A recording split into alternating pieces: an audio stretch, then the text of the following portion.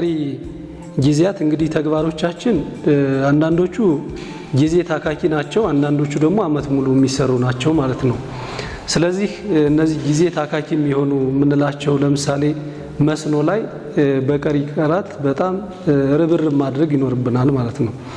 እኛ ጋር ያው ትንሽ በበቆሎ ዘር የተሸፈነ ስለሆነ አካባቢው ተፈጥሮን ምንም ማድረግ ስለማንችል ትንሽ መዘግየት አለ። ነገር ግን ይሄንን አርሶ አደሩ ጋር እየተነጋገርን ሰብል እንዲነሳ እያደረግን ነው። በዚህ መሰረት በትኩረት የመስኖን ስራ በንቅናቄ የተፈጥሮ ሀብት ልማት ስራን በተመሳሳይ በንቅናቄ እንሰራለን። እንዲሁም ሜካናይዜሽን ላይ አሁን የጀመርናቸው ነገሮች አሉ። ትራክተርም ኮምባይን ሃርቨስተርም እቅዳችን በጣም ትልቅ ነው። ይሄንን ከሚመለከተው አካል ጋርም እየተነጋገርን ዩኒየኑም ቁጠባ እንደጀመረም እየገለጸልን ያለ ማንኛውም አማራጭ ተጠቅመን የሜካናይዜሽን ስራም የዚሁ አካል ስለሆነ በትኩረት የምንሰራው ይሆናል።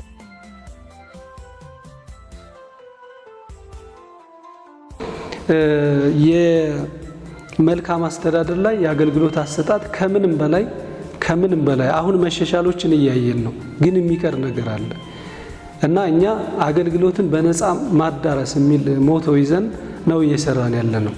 ስለዚህ አሁን መሻሻል አለ፣ ህብረተሰቡም እየጠቆመን ነው። እዚህ አካባቢ ላይ ችግር አለ፣ አሁንም እዚህ አካባቢ ላይ በጥቅማ ጥቅም አገልግሎትን የሚሰጡ ባለሙያዎች አሉ፣ አመራሮች አሉ ብሎ እየገለጸ ያለበት ሁኔታ አለ። ስለዚህ ይሄ ጥሩ ነው። እንዲህ አይነት የመልካም አስተዳደር ችግርም ሊፈታ የሚችለው በህብረተሰቡ ጥቆማ ጭምር ነው፣ በህብረተሰቡ ተሳትፎ ጭምር ነው።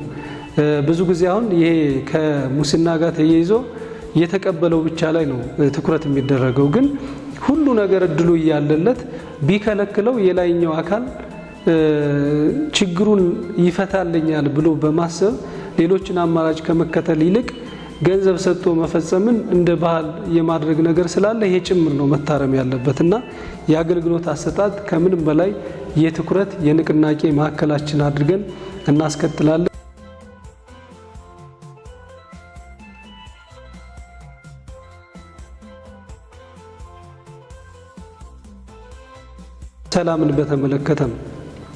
ሰላምን በተመለከተ አሁን ጥሩ ነገር አለ። እውነቱን ለመናገር ዞናችን ከመቼውም ጊዜ በላይ አሁን ሰላም የሚሰፍንበት ሁኔታን ማረጋገጥ እየተቻለ ነው ያለው። ስለዚህ ውይይቶች ተጠናክረው መቀጠል አለባቸው። የሃይማኖት አባቶች ጋር ህዝቡ ላይ አመራሩም ቀደም እንዳለው ሰላም ሊረጋገጥ የሚችል የመንግስት መዋቅሩም ቢሆን ተገቢውን አገልግሎት ለህዝብ መስጠት ከቻለና ህዝብን ወደ ራሱ ማስጠጋት ከቻለ ነው፣ መሳብ ከቻለ ነው። ይሄ ደግሞ በአገልግሎት አሰጣጣችን ላይ ይመሰረታል። የምርት ግብዓቶችን በማቅረብ ላይ ይመሰረታል። ምሬትን በመቀነስ ላይ ይመሰረታልና እነዚህ እንደ እንቅፋት ስለሆኑ እነዚህን የመፍታት በሌላ በኩል ደግሞ ችግሮቹ አሁን ባለው ሁኔታ ላይ ሰላማዊ በሆነ መንገድ እንዲፈቱ በማድረግ በጦርነት ዘላቂ ልማትን ማረጋገጥ አይቻልም። ይሄ ሳይንስም ስለሆነ ስለዚህ አሁን የታጣቂ ኃይሎችም ቢሆን አንዳንዶቹ አሁንም ሰላማዊ በሆነ መንገድ የሰላማን አማራጭ እያዩ ወደ እየመጡ ነው ያሉት። ይሄ በጣም ጥሩ ነው። በዚህ አንቆም እኛም ራሳችን ገፍተን አዋይተን ሰላም እንዲሰፍን ማድረግ ይኖርብናል።